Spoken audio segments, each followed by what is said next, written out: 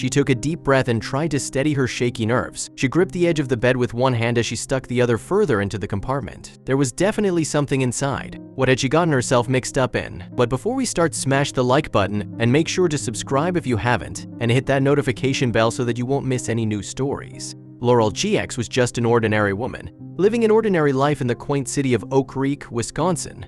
Always eager to help, she was the neighborhood's good Samaritan. Church feasts, school board meetings, Laurel would be there. Even after a recent store robbery, she had comforted the victims and helped paste the "Did you see this man?" notices up on the telephone poles. Laurel and her husband had learned early on how to turn around every cent. Laurel didn't need the finer things in life. She was quite content. Sometimes, however, an emergency would crop and money had to be spent. Little did she know, life was about to throw her a massive curveball.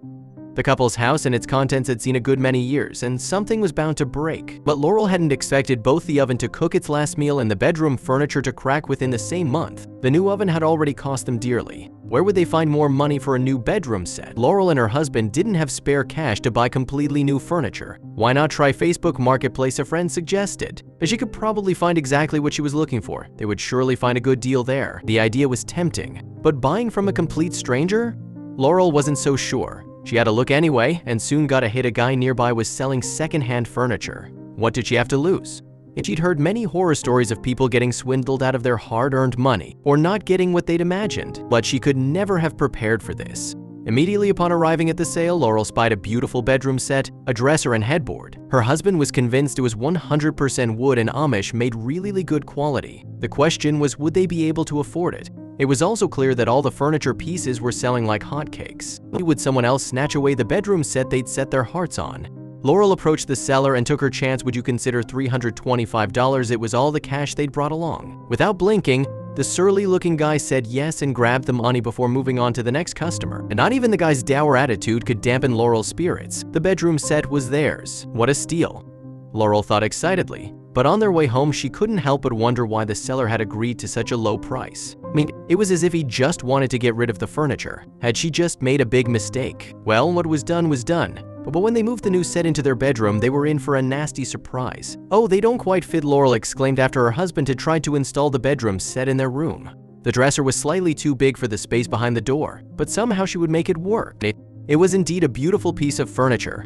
Laurel sat down on the edge of the bed and examined their goodbye more closely. She ran her hand along the grain of the wood and almost missed the tiny piece of metal jutting out from beneath one of the drawers. She called over her husband to feel it for himself. He seemed to think it was just a random piece of metal or part of a fixture, but Laurel wasn't convinced.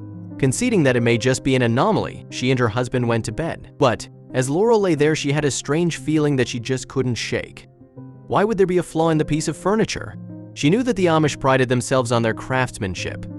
There had to be more to it. Unable to sleep, she decided to investigate further. She depressed the area and then she heard a faint click, a hidden compartment. She suddenly recalled how quick the guy had been to sell them the furniture. Had he known about this secret cache? She really should check inside. How could she go to sleep now, knowing there was something unknown tucked away right next to her bed? It could be anything. Could the seller have hidden stuff in there? Had he or the owners of the furniture wished to do away with something? Her mind was racing. There was only one thing for it. Laurel's mind began spinning with theories: something bad, something incriminating, something stolen, evidence. What could someone have hidden inside? Her fears aside, she carefully reached into the crevice and felt around the back with her fingers until she felt something that definitely wasn't supposed to be there. She yelled for her husband to wake up.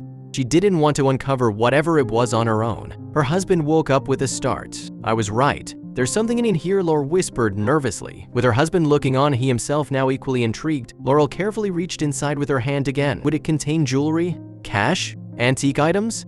Valuable collectible cards? They fantasized about so many things. But when Laurel finally pulled the object out, they were stunned. There, pushed far toward the back of the space, it seemed to be some kind of bundle wrapped in paper. Laurel brought it out slowly as if it were fragile. An old brown envelope? She held it gently with both hands and sat staring at it, dumbfounded. "Well, don't just sit there, open it up," was her husband's impatient reply. She peeked inside and a few seconds later looked up at him with wide eyes. Reaching inside the secret compartment again, Laurel brought out another envelope and then another. She opened the first envelope and couldn't believe her eyes. When the first bundle was opened, it contained a stack of real $20 bills. Laurel was so surprised to see that it contained a significant amount of money that she almost dropped it.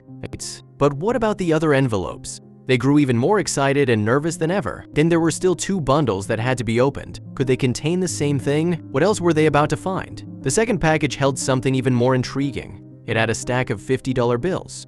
But what about the third envelope? The third envelope held $100 bills, a lot of them. Just looking back at her from inside the envelope, she threw them all out onto the bed, eliciting a gasp from her husband. Something was nagging at the back of her mind, and then she remembered the recent store robbery.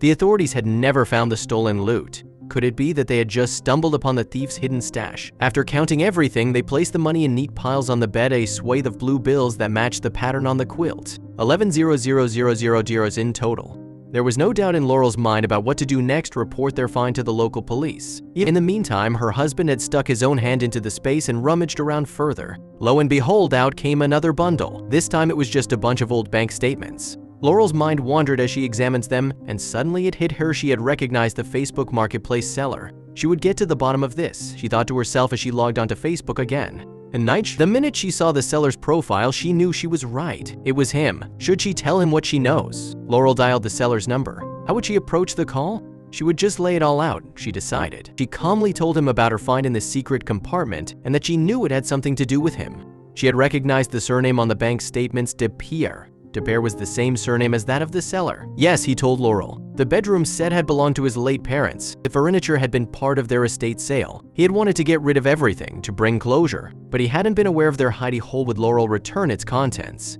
Laurel had thought long and hard about how she could use $11,000. She could pay off her granddaughter's student debt, renovate her old house, or go on a relaxing holiday. But she didn't indulge these wild fantasies for long. As a woman who prided herself on her moral compass and strong values, she didn't even hesitate to do the right thing. Of course, she immediately returned all the money and the bank statements. The seller was the rightful owner, after all. His parents had worked long and hard and saved for that money. And saved for literature. Yes, it would have been great to be $11,000 richer, but she was no thief. One good turn deserves another as a reward for her honesty. The guy gifted the Good Samaritan some of the money she had returned. How many of us would have given back such a large sum of cash?